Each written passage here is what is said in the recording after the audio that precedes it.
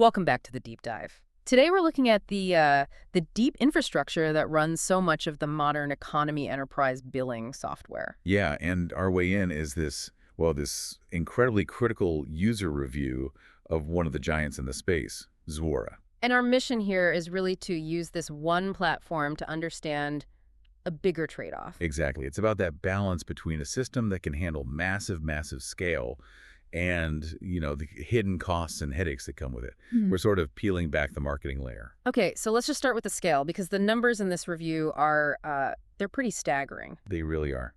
Zuora processes $96 billion a year. 96 billion, and it's invoicing 400,000 times an hour.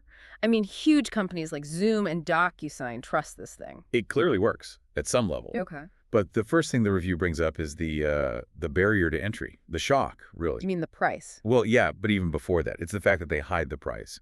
That lack of transparency is, a huge signal in the enterprise world. Right. So what did the review find? What are we actually talking about cost-wise? The entry-level launch plan supposedly starts at around $75,000 per year. Wow. And that's just the starting point, right? Before any usage fees. Exactly. And the surprises don't stop there. The review mentioned this one company got hit with a $100,000 performance booster fee. Wait, a what?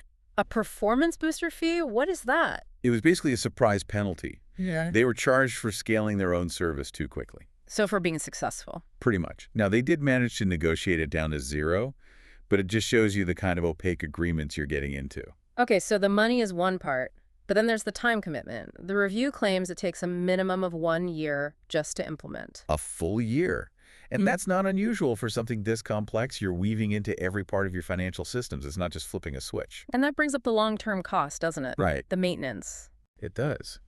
The review claims you pretty much have to hire a full-time dedicated developer just to maintain the integration between your own systems and Zuora. So you're not just buying software, you're creating a new salaried position on your team. You really are. And this is where it's really telling for me.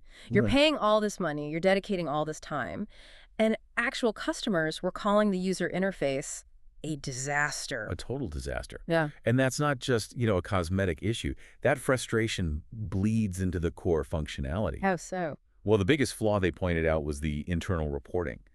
The tools are apparently so weak that companies just give up on them. So they have the data in the system, but they can't get it out in a useful way. Right. So what they do is they build their own external data warehouses. Yeah. They have to pull all the raw data out of Zuora just to run basic reports. That is an incredibly expensive workaround for what should be a basic feature. It really is. So connecting this all together, why on earth do these massive companies put up with all of this? Because, and the review is fair about this, Zuora does work at a scale that simpler platforms just can't touch. It handles the really messy stuff. Multi-currency, complex, usage-based billing for millions of users. Think about DocuSign.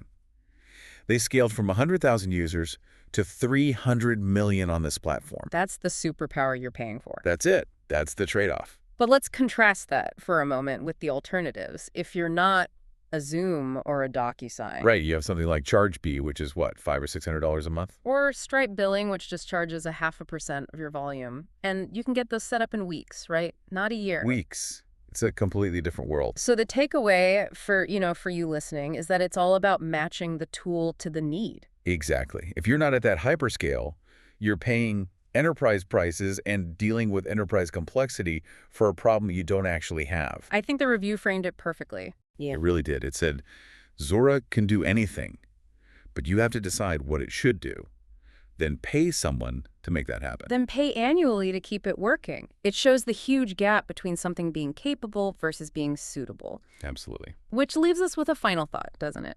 Considering the huge time commitment and the hidden pricing, how can a smaller company ever really calculate the ROI on software like this when the true cost is hidden until you're already way down the road? Something to think about.